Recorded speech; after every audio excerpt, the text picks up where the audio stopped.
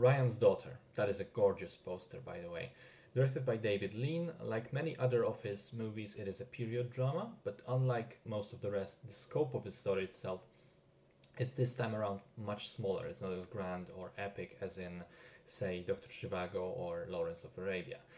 The film takes place in 1916 Ireland, occupied by the English forces, who at the same time are at war with Germany on the continent.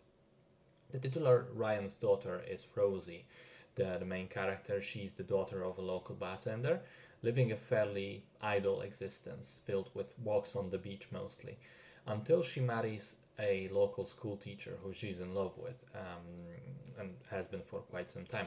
But after the wedding, she soon becomes disappointed and disillusioned with her marriage, which really lacks passion and flame. And so, when a new, young, handsome British officer arrives in town, Rosie is instantly interested and begins an affair.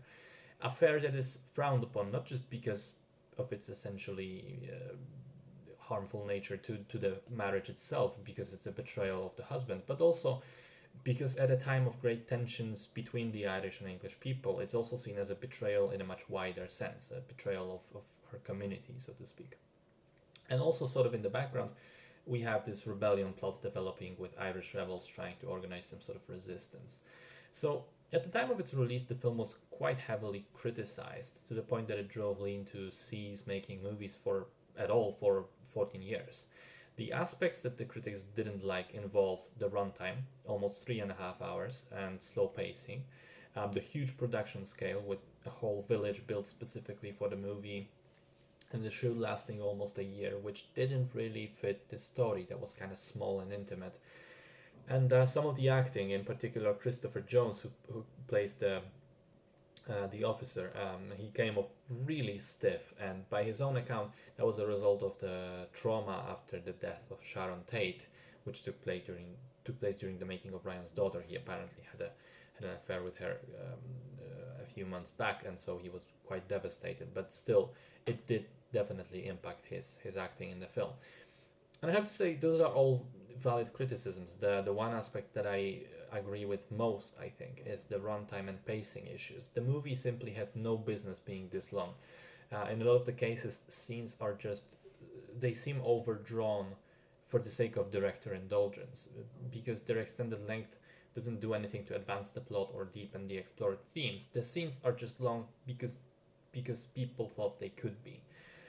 Another problem for me was that among a wide cast of different characters, it's very difficult to really sympathize with just about anyone.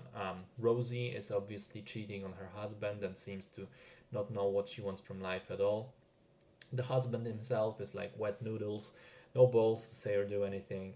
The townsfolk are judgmental and abrasive. The local priest, controlling and nosy. The English officer, cold and stiff. And on top of that, there's the character of Michael, the village idiot, for which John Mills actually won an Oscar for supporting performance. I mean, the performance itself is good, I suppose, but the character was just unbearable to me. I hated most every scene with him involved.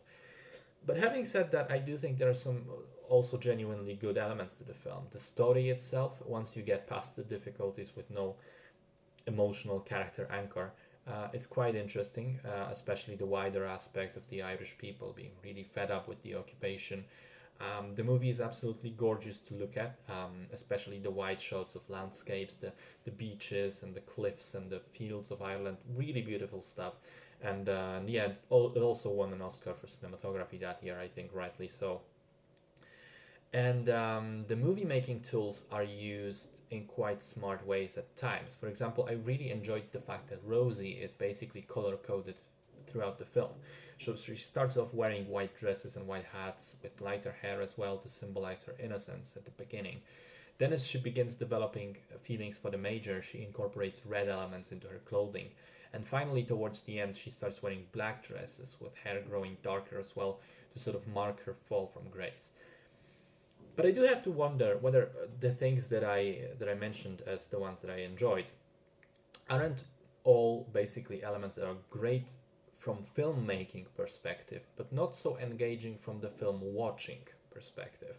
In other words, would the general audiences, with not such a deep interest in how movies are made, appreciate them as much as I did?